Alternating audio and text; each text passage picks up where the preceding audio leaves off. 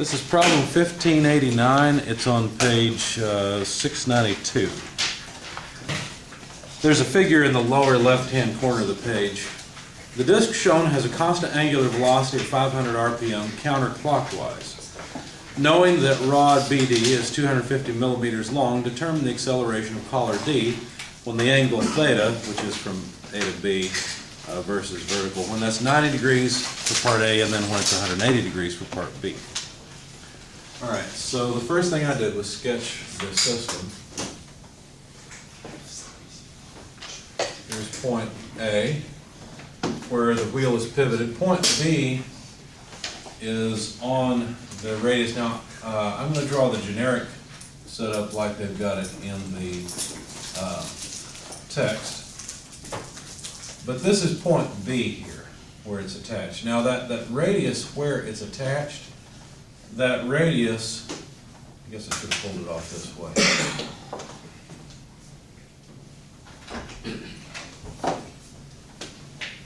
The radius of where this thing's attached is 0.050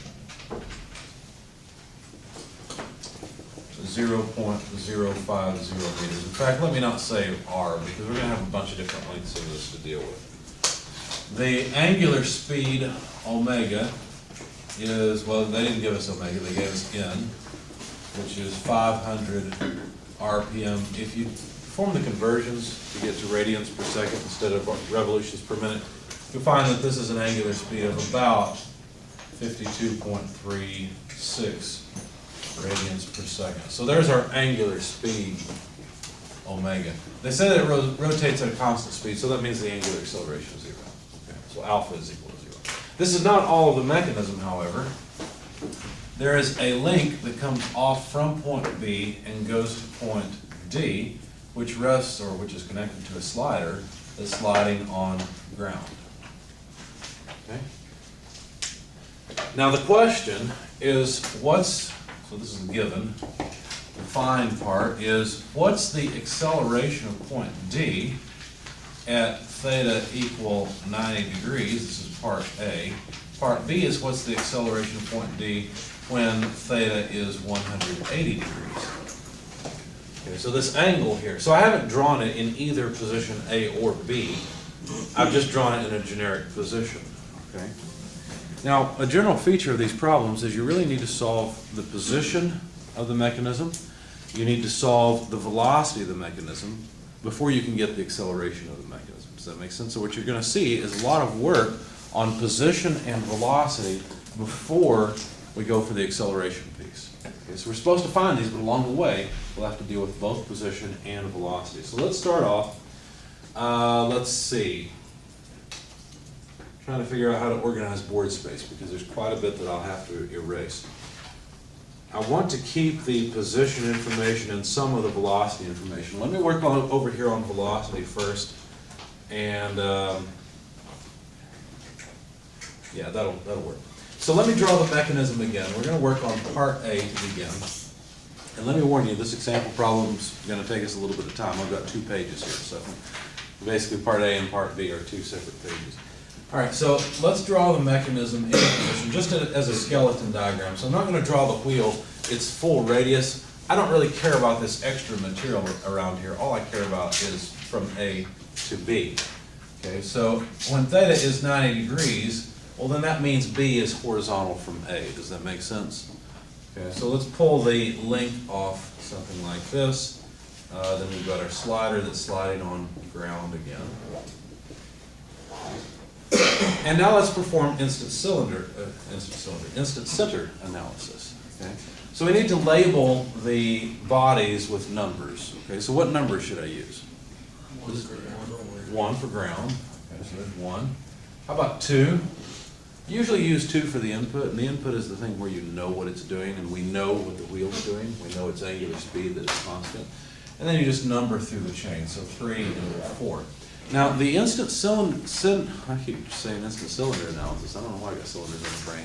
The instant center analysis won't help you much if you have an open chain mechanism. Okay, it only helps when you have a closed chain mechanism. So notice this is closed chain because you can start on ground, go through the mechanism, through all the joints, and end up back on ground.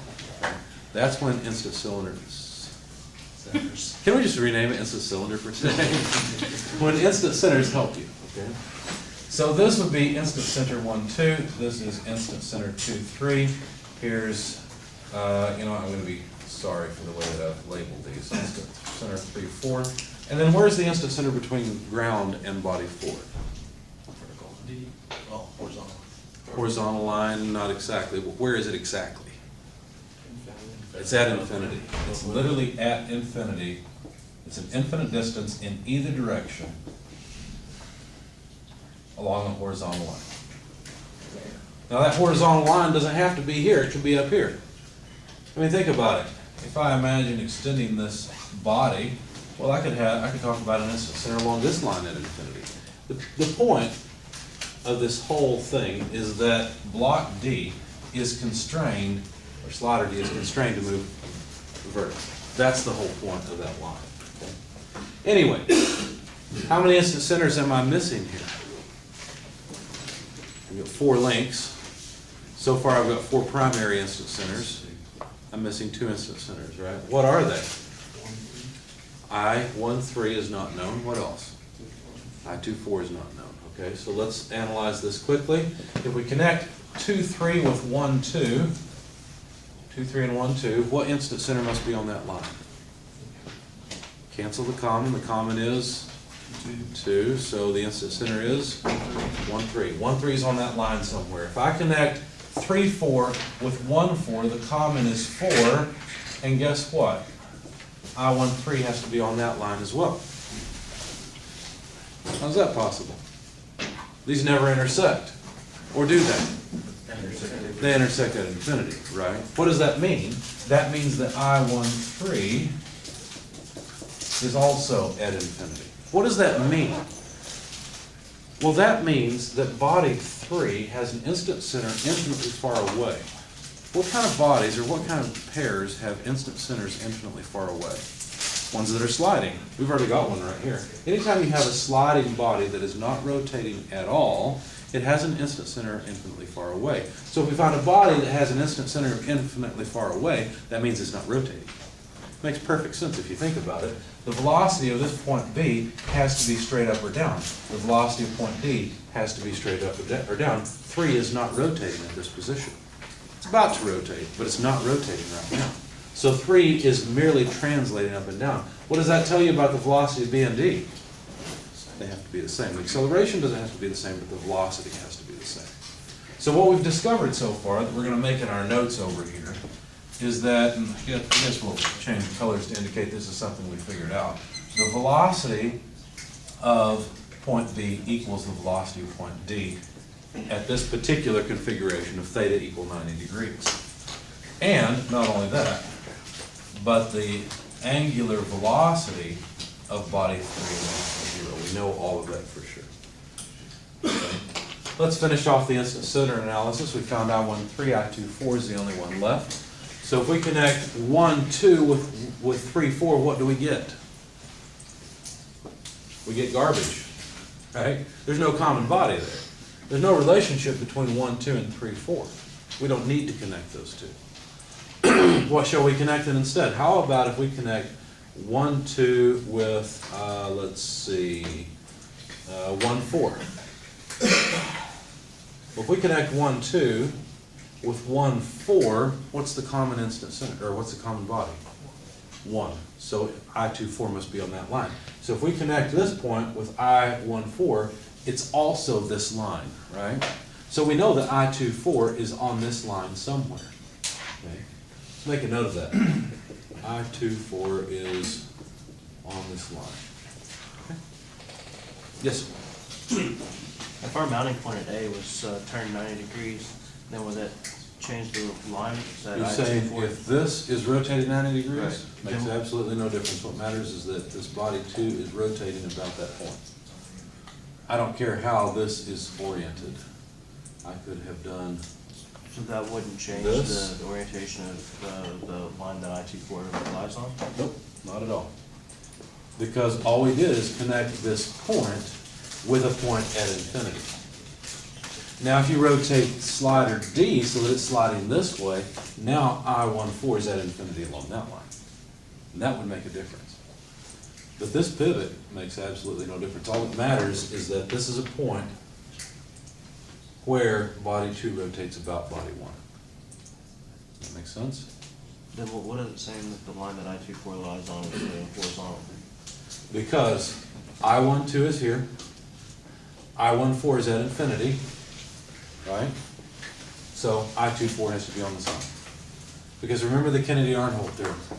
I-12, I-14, and I-24 must all be on the same line. Remember that? So if you got three bodies, the instant centers that relate those bodies have to lie on the same line. I don't know where I-24 may end up being here. It may be over here. It may be over here. I don't know. But I know it's on that line somewhere. Why do you think that the orientation of this ground pivot makes any difference? I don't know, I just don't understand why it's constrained to being horizontal at that point.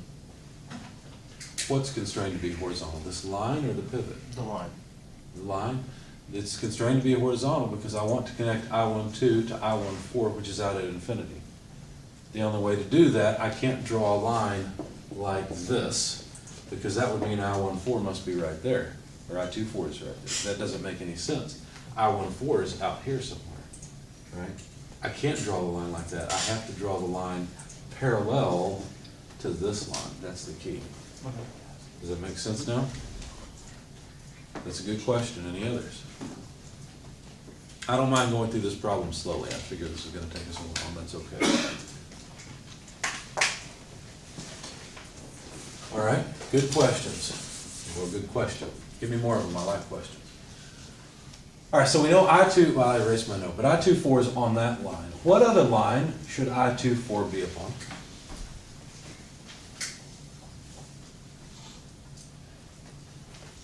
If we connect I-34 with I-23, is there a common body? 2, 3, 3. 3. If we cancel 3, what do we got? 2, 4. So, I-24 has to be on that line, and I-24 has to be on this line. So, I-24 and I-23 are on top of one another. Okay, that's the point where body 2 and body 4 have the same speed. Is that a surprise? No, we already said it. All right, point B and point D have the same speed. It's not a surprise at all that the speed of this point and this point are the same, that is, in fact, I-24. We already knew that. We figured that out intuitively. Okay? So we've actually already captured all of the information that the instant centers can tell us. It tells us these 2 points have the same speed. Great. In other words, that's I-24. And body 3 is not rotating. That's what I-13 told us. Okay? So we've got, I thought I heard a question, or the beginnings of one. So basically we're done with the instant center part, with the velocity analysis for A. Okay. Well, let's see if we can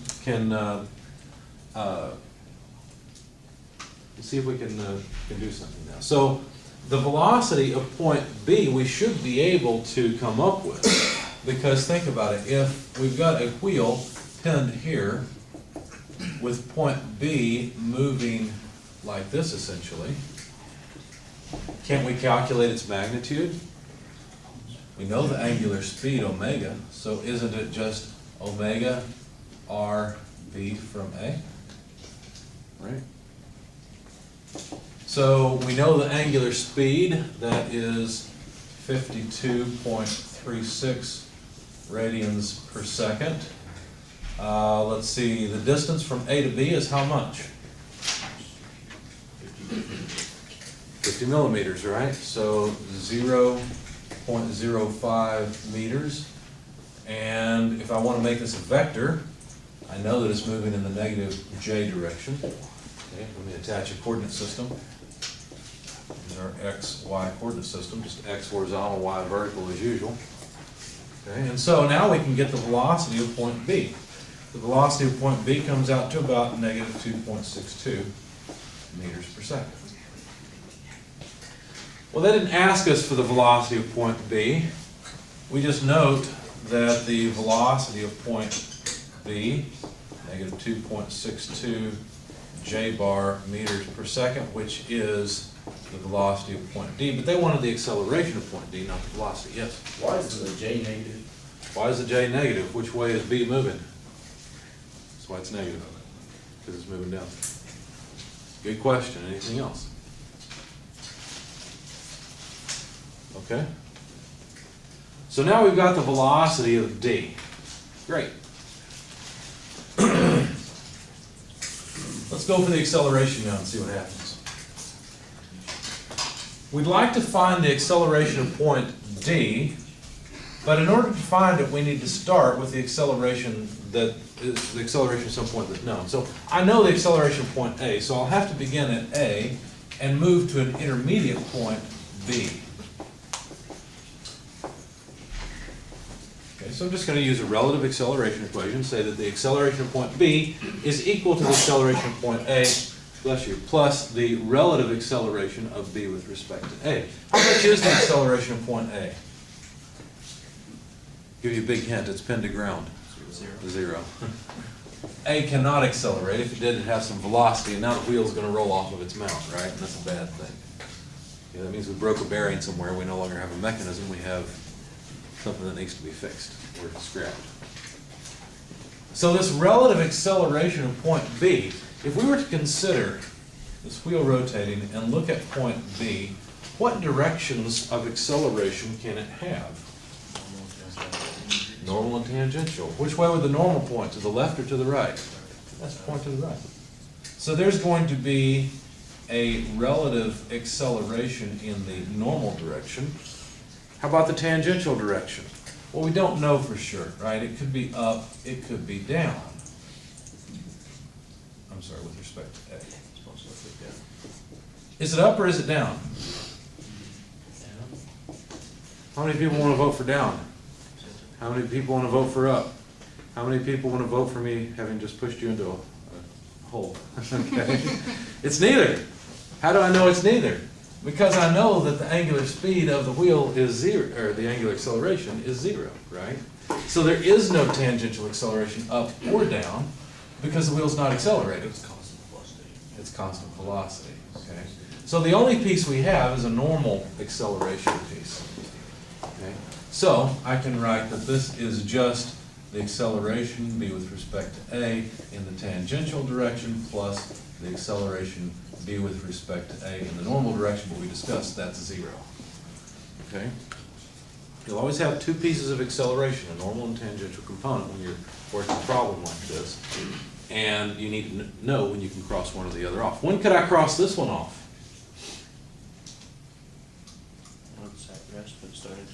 Exactly. When there is an angular acceleration, but there's no angular velocity. Then I would be able to cross off the normal piece. Okay? All right, now we know that this normal acceleration is just pointed to the right, so couldn't I just get rid of this? Well, I need the subscript in so I know how to calculate it, but let me pull the vector off of here and say it's just in the I direction. Okay? Because I know it's to the right, it has to be. B is to the left of A and it points to A, so there we go. So the acceleration of B is, how do I quantify the acceleration again? That normal piece? Is it RW squared? R omega squared, or I like to say omega squared R. Good job. Did you say finally? No, I said W and I was like, no. Oh, okay. Omega. You omega something. Okay. So omega squared R, and what R? Well, the distance between A and B, and we already know it's in the I direction. So we can plug in 52.36 radians per second quantity squared, that's the omega squared piece. RAB is 0.05 meters, and this is in the I direction. So the acceleration of point B is 137.08 I meters per second squared. The radians go away for free. Well, we're still not there, right?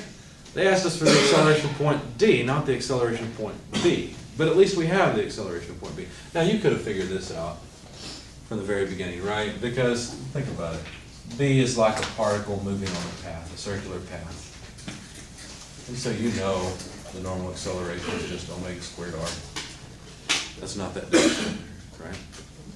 But I've shown you with our relative acceleration equation how to go through the gory details and come out at the same point. How shall we calculate the acceleration of point D? Any ideas? How about based on the acceleration of a point we already know? Okay, now notice I'm being really careful here. I didn't go from A directly to D. You could theoretically write it. It's going to be difficult to analyze. I went through a point where I know something about that point. Okay? So I'm trying to go on body 2 from one point to another and then realize B is also a point on a related body where I can get to the point of interest. See how I walk through the mechanism? Okay, so I'm going to write acceleration of point D equals acceleration of point B plus the relative acceleration of D with respect to B. So I'm just walking through the mechanism. Okay? All right. How do I solve this? Well, this piece is known. I've got it right here. I can plug it in. 137.08 I bar. No problem. How about the acceleration of D with respect to B? Well, let's talk about that for just a minute.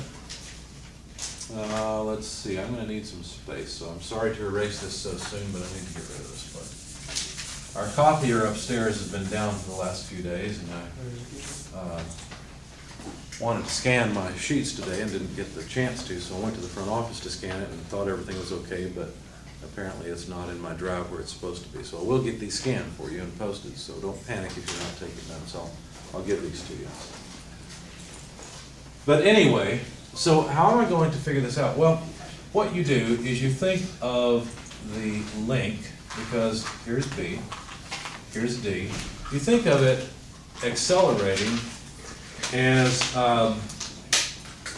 let's see, how do I want to write this? The acceleration of D is the acceleration of B, which we know is this way,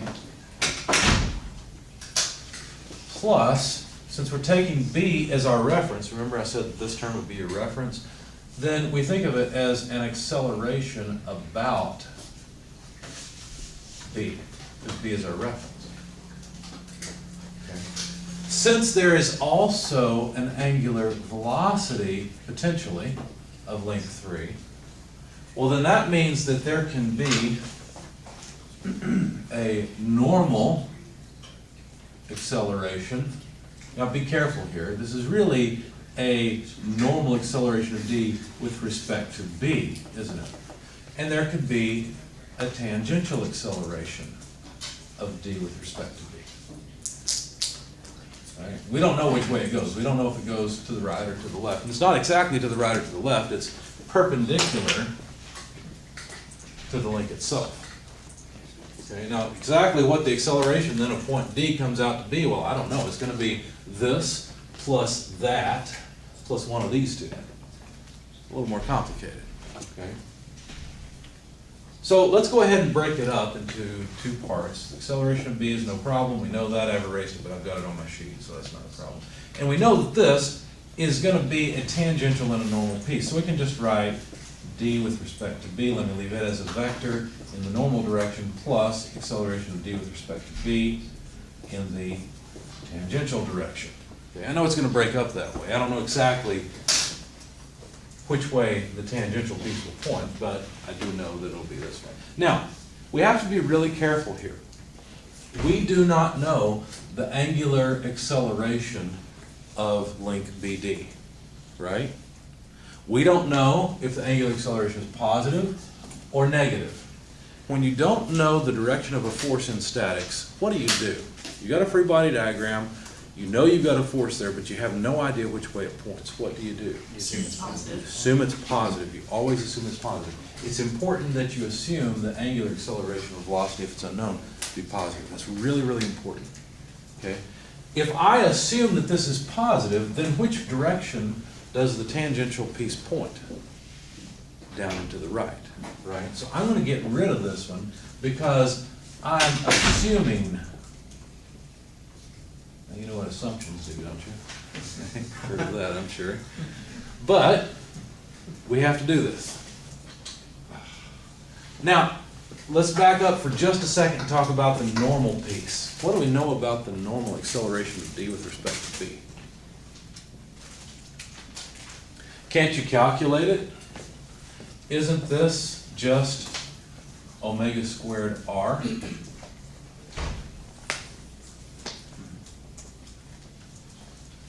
Omega of what? Omega of length 3. What is omega of length 3?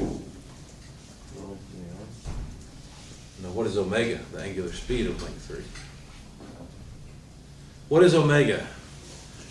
It is a velocity. It's an angular velocity. We've already performed velocity analysis. We should know the magnitude of omega 3. What did we say it was? 0. 0. Right? Length 3 is not rotating right now. What does that tell you about the normal acceleration of d with respect to b? 0. It has to be 0. So we can cross this one off because omega 3 is 0. Okay, so let's get rid of this because we need the space. So all we have to do is deal with this tangential piece. Now dealing with the tangential piece is not quite so simple because it has both x and y components. I'm going to break up this vector equation into x and y components, so I better be able to break up this tangential piece into x and y components, right? So now I need to do some position analysis. Let me get rid of this part of my diagram, and I'll leave that so we don't forget it, but we've discovered that that normal piece is just not there. It's gone. Okay? So if I were to draw the acceleration of d with respect to b in the tangential direction, what do I need to do with it? Well, I need to decompose it into an x and a y piece. So acceleration d with respect to b in the y direction and an acceleration of d with respect to b in the x direction. Okay. Now to do that, I'm going to use similar triangles. In other words, I'm going to look at the geometry of the mechanism and figure out the angle. What do I know about this vector versus the arm? Well, I know they're perpendicular to one another. So if I were to draw a geometry triangle above this, I hope I'm not too far off the video here, where this is length BD, I know the length of this side is 0.25, right? That's just the length of the link. I didn't write it down, I should have. The length L is 0.25 meters. They told us that, and I'm sorry, I forgot to write it down. They also told us that at this position, theta is equal to 90 degrees, and they gave us the distance between A and D in the horizontal direction. And I neglected to write that down, so I'm sorry. But anyway, that distance is 0.15 meters. So now do you see that I know the base of this triangle is 0.15 meters, right? So what's the height of that triangle? I have a question. Yeah, sure. Would it be 150 millimeters minus 50 millimeters? You're right, I messed up, didn't I? Because that's from A to D in my, I got it right in my solution and messed it up on the board. So yeah, you're right, it's 100 millimeters instead of 150. Does everybody see why? I forgot to subtract this distance. I've got this distance, I need to subtract the radius because I need the distance from B to D in the horizontal direction. So you're right, that should be 0.10. Thank you. We'd have been really confused in just a minute when I wrote this. The length of this side is 0.25 squared minus 0.1 squared. Okay, so I would have been wondering where I got that mistake, so thank you. Now, these two triangles are similar to one another. We know that the angle between this line and this line is 90 degrees. So if I were to draw an angle here, where is that angle in this triangle? Is it in the lower corner or the upper corner? Not really a corner, I guess. What's that? Upper corner. It's the upper corner, that's right. Those two angles are the same. So if we're going to use similar triangles and figure out the magnitude of ADBY, let me get rid of this because we don't need it anymore, then we have to write this. The acceleration of D with respect to B in the y direction is equal to the acceleration of D with respect to B in the tangential direction, right? But that's I need to scale it, right? So these two are related to each other, just like these two are related to each other. So I need to write 0.1 over 0.25, right? But I have to be careful here. ADBY is a negative thing. Remember, I'm trying to be consistent and assume rotation or acceleration of length BD counterclockwise. So I need to put a negative sign up here. Does everybody see why? Because if I break up this tangential component, and I'm assuming that it's a positive acceleration, angular acceleration, then there's a positive x component and a negative y component, right? I have to be really consistent with that assumption that the angular acceleration is positive. So let me clean this up a little bit then. Equals the negative of that. Help me out. AD with respect to B, x equals what? I want to get this piece of the vector. How do I do it?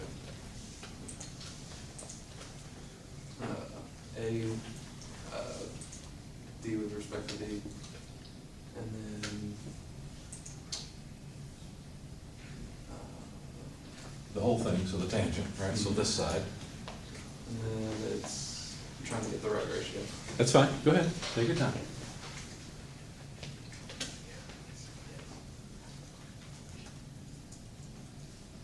Not used to looking at it this way. This piece is like which side of that triangle, the vertical or the horizontal? The vertical. The vertical. This is like this, right? And the hypotenuse are similar to each other as well. Okay? The way I think of it is just a ratio, just scaling it. I don't want it to be that big, I want it to be this big. So I've got to divide it by this hypotenuse and multiply it by that length. Okay? Does that make sense? So I have to multiply 0.25 squared minus 0.1 squared and divide by 0.25. Okay? Makes sense to everybody. Why am I doing all this? Well, because this tangential piece, its magnitude at least, is going to be alpha r d with respect to b. Right? It's just a tangential acceleration. Right? So I can plug that in here. Now I've got an I piece. I can plug this in here, and now I've got a j piece. Okay, so now I've successfully decomposed this vector. So let's write it again. Acceleration of b. Now, why don't we, since we know that b is only accelerating to the right, let me start to put a little more detail here in here and say acceleration of b in the I direction. We already know the magnitude of that acceleration. We found it earlier. I've erased it, but I've got it in my notes, so we'll copy it back down. You'll recognize the number here in just a minute. But we know that b is only accelerating to the right because the angle's 90 degrees. But then we've got two pieces here now, right? Because now I know this one's gone, but this one I've decomposed into two pieces. So let me make a substitution. Let me plug this in here and in here as I write it, okay? So let's write the x piece first. I want the acceleration of d with respect to b in a tangential direction, but that is alpha r dv. All right, so I've written this piece, multiplied by then the square root 0.25 squared minus 0.1 squared divided by 0.25. Now this is the piece that's in the x direction, so that's an I vector that I need. Okay? Now the other piece of this that's in the y direction is right here, so let me write minus alpha r d with respect to b, 0.1 over 0.25, and I guess I could write plus and then negative j. Either way is okay, it doesn't matter. The point is, this vector points down. Okay, that's what matters.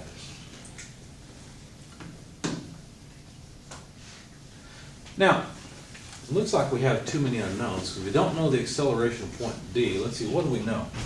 Well, we know the acceleration of point B. We know, well, we don't know alpha, do we? We know these lengths, so that's not a problem. But what about D? Well, the acceleration of D in the x direction I plus the acceleration of D in the y direction j. It looks like we have three unknowns and at most two equations. But there's something we know about D. What do we know about D? It's only moving up and down. Only moving up and down. Can it have an acceleration in the horizontal direction? No. What would happen if it had an acceleration in the horizontal direction? It gained some velocity. If it gained velocity, then it would jump off the track, right?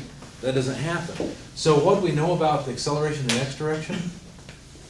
It's exactly zero. We know that for sure because we can see that D is constrained to only have velocity up and down, therefore it cannot have acceleration laterally. How does that help us? Well, really, remember a vector equation like this in a plane is two equations, right? It's an x and a y equation. So if we were to look at the I piece, notice we have a single unknown, that is alpha. Okay. So let me extract the I piece, or the x piece, I guess you could say.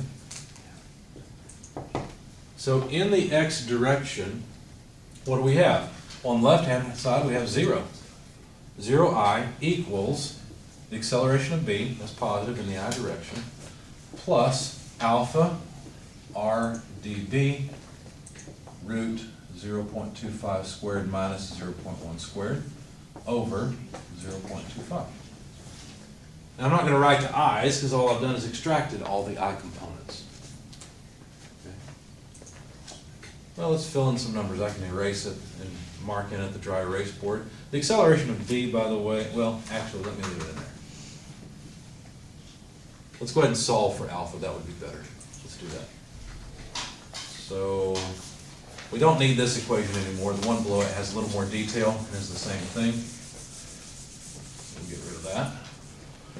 So this equation tells us that alpha, well, let's see, what do? We move AB to the other side. That's negative AB, right? So move to the other side. Divide through by RDB.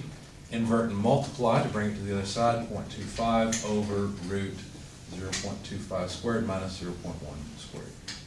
Okay. If you trust the algebra, great. If you don't, you can go back and look at it later, but that's the correct algebra. What is RD with respect to B? What is that distance? RDB, this distance, is 0.25 meters. Now, this 0.25 here has units of meters, and this side, this vertical side of that same triangle, has units of meters. So you notice those two cross off. The acceleration of point B is to the right, but we've already taken that into account by having AB in the positive I direction. So this negative sign just came from the math, from the rearrangement of the algebra, okay? I'm going to plug in a positive AB, and the magnitude of acceleration at point B was 137.08 meters per second squared. Squeeze my units in there. Okay. Move this up. This is not part of the lower equation. It's been rearranged.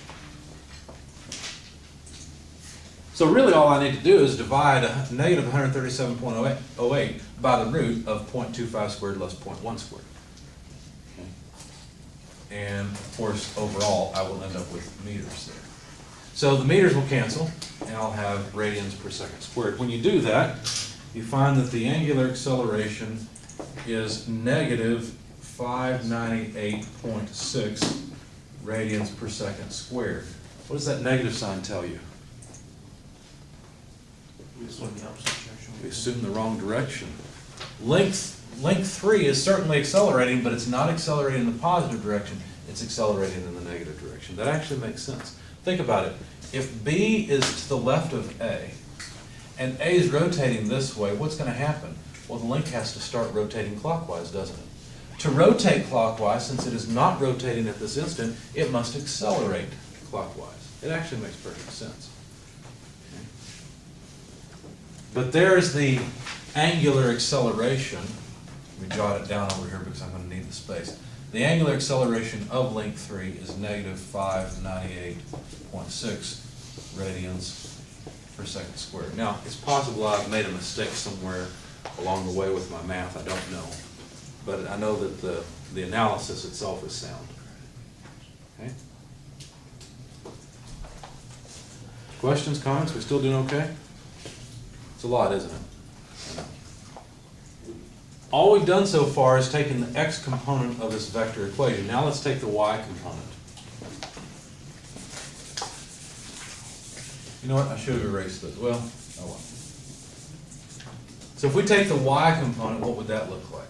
Well, we'd have the acceleration of d in the y direction, which is just the total acceleration of d, equals, we don't get anything from I here, we don't get anything from I here, all we get is alpha r d with respect to b, 0.1 over 0.25. Pretty simple equation. Do I need to plug in alpha as positive or negative?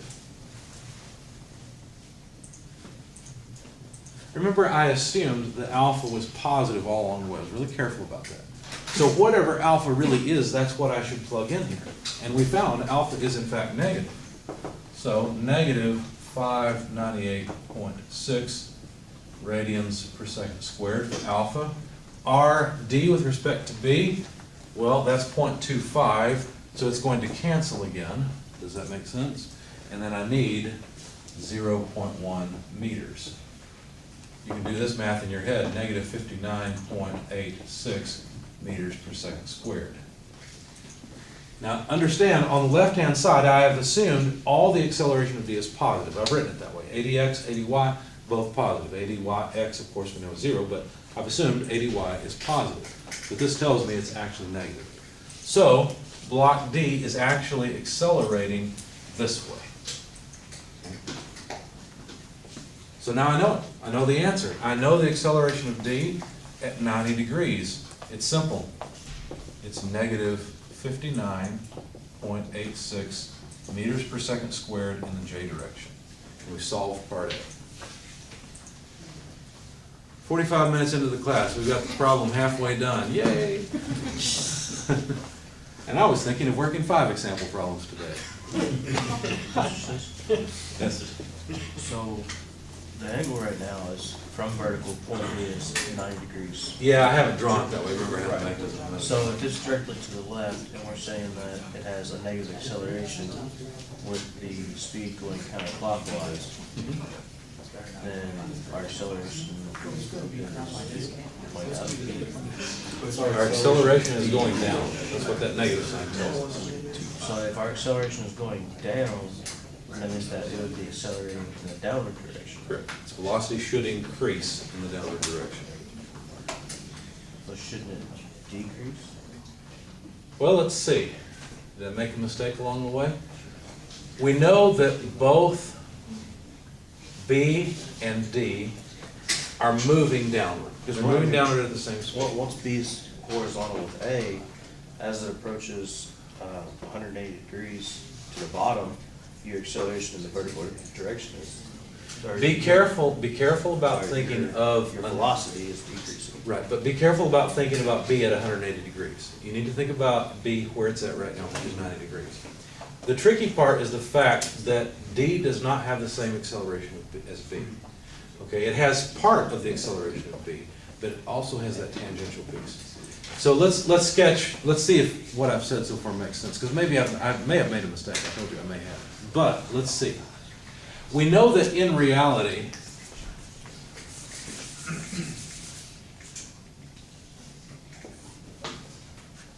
the acceleration of B is in this direction. I'm just going to draw link 3. And we know that the acceleration of D is equal to the acceleration of B plus a tangential acceleration. There's no normal acceleration. We already figured that out. So there's also this tangential acceleration, which we've discovered is actually up and to the left, correct? In fact, this tangential acceleration, the horizontal piece of it has to cancel with this piece. So I agree with you that I should have gotten a positive number. I'm not sure why I didn't. I should have gotten an acceleration of D in the positive direction. Let's see if we can figure out where I went wrong. I've erased so much of it, I probably can. You know what we should do? We should just assume that you're going to need extra credit on the next exam and give you extra credit for finding my mistake. Go ahead. It didn't work. Didn't work? I agree with you. Somewhere I made a mistake. I think that this is probably the right magnitude, and I probably got the wrong direction. I probably missed a sign somewhere. Probably. Oh, I did. Here it is. Look, we got it. Right there. Remember, there was this term that was the J piece I was plugging in. I did that here. So ADY is the negative of this term, but this term itself is negative, right? So it's a negative, negative, and there's our positive. We got it. Did I make a mistake here too or not? Hey, I did it right. If I just followed my notes, we'd be okay. I try to think at the board. I hate just following notes. I don't like that. I like talking and thinking through it. Yeah. You said you were wanting to do some more example problems. Well, like you post those to Blackboard just so we can. My plan is, instead of working more example problems, my plan is to work the homework that I'm assigning to you once I figure out exactly which problems I want you to work, and I'll post solutions for those. Okay. I have to drop off my daughter to school tomorrow, so I'll come in here and we've got a meeting, but I'll try to record all the videos. I'll solve these out tonight, hopefully, and then record them tomorrow. That's the ideal situation. In reality, I'm going to get a couple done, and I'll post them over the weekend and try to get the rest done over the weekend. And that's probably what's going to happen. Okay. I know these are not easy problems, but I think you guys can get it, because after you start doing a little bit, it starts to make more sense. So that you'll notice it's the same thing over and over again. Okay? Just a lot of vectors, a lot to remember, a lot of places to make mistakes. So this is going to be a lot of fun to grade. That's actually why I'm giving you the problem as a take-home, so hopefully there are fewer mistakes. I'm trying. It's greedy. It's not really helpful for you. It's greedy for me. As much for sign mistakes. I won't take off much for sign mistakes, because it's going to happen. It's going to take me a long time to go through all your papers where you're trying to get through this. Apparently you did too. Well, I just did it here on the board, right? I didn't do it when I was thinking this through, but oh well. See how we can go back and look at it though and see if it makes sense or not? Because we knew that the tangential acceleration was actually in this direction. It makes perfect sense that it has to be, because you've got to cancel this acceleration somehow. And it has to be the horizontal piece of that, because that's the only thing available to do it. Now, if we had an angular acceleration, then we'd have a normal piece that could possibly, well, we'd have to have even more tangential acceleration than to cancel that as well. Because that's going to, a normal acceleration would also give us a positive x piece. So we need even more angular acceleration the other direction. But anyway, halfway there. All right, let's start over basically, because now we're supposed to analyze the mechanism in another position. All right. So let's see, let me start with the velocity analysis. You know what? We don't need any of this anymore. We were not asked for the angular acceleration for part A, and the angular acceleration in part B is going to be different. So let's just erase everything except for our answer, because I'm pretty sure that answer is correct. Okay. Now, let's try the next position. Again, I'm going to draw a skeleton of the mechanism. I'm going to eliminate part of the wheel so I can put B at the periphery of the wheel. Pull off a line here to get to D, and start off with velocity analysis. Okay.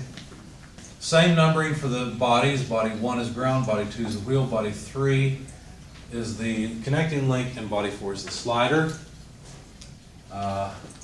I12, I23, I34, and again, we put it on this side, I14 is at infinity. So in other words, we need horizontal lines in our drawing. Fine. If I connect 1, 2 with 2, 3, cancel the 2, I13 has to be on this line. If I connect 1, 4 with 3, 4, cancel the 4, 1, 3 has to be on this line, so there's 1, 3. Okay? How about 2, 4? Well, if I connect 1, 2 with 1, 4, just like before, it's a horizontal line. I know I24 is on that line somewhere. That was 1, 2 with 1, 4. Now if I connect 2, 3 with 3, 4, 3 is the common, 2, 4 is on that line. Therefore, and I don't know exactly how far out I should put this, so let me cheat a little bit and put it outside the wheel. Okay. I24 I-24 is either inside the wheel or outside somewhere. It's just where those two lines intersect. Okay? Make sense so far? What does that mean? That means that body 3 at this instant is rotating about this point on ground. Okay? So we know that this point, B, let me erase the incident center because we really don't care about it anymore. We know that it's moving to the right. If body 3 is pivoting about this point, then that means that this point is moving up. Correct? Do we know the angular speed of B? Or excuse me, do we know the angular speed of the wheel? Yes. It's 52.36 radians per second. Could we figure out this velocity then? The velocity of point B, certainly we could figure out. All we need is the angular speed of body 2 and the distance between I12 and I23. In other words, we need the radius between A and B. Right? Another way to say this is we need R to B from A. It's the same thing. Okay? All right, so we know that the angular speed is a positive 52.36 radians per second. We know that the radius from A to B is 0.05 meters. Not surprisingly, B still has the exact same velocity it had before. It's just in a different direction. Okay, so now the velocity of point B is off to the right. It's an I component, not a J component like it was before, bless you. So the velocity comes out to 2.618 meters per second, but in the I direction. I'm going to jot that down over here. Velocity of point B, or the acceleration of D, but we've got to go through this to get it. 2.618 meters per second in the I direction. Could we figure out the velocity of point D? We could. It's not going to be much use to us, but we can figure it out. Let's go ahead and do it. The velocity of point D, well, we can't quite do it yet. We need the angular speed of body 3. I'm sorry. Let's try again. Angular speed of body 3, how would I get it? Well, body 3 is rotating about this point. It has a velocity on body 3 at this point of VB. So all I need is VB divided by the distance between I13 and I23. Okay, does that make sense? Here I don't have any vector R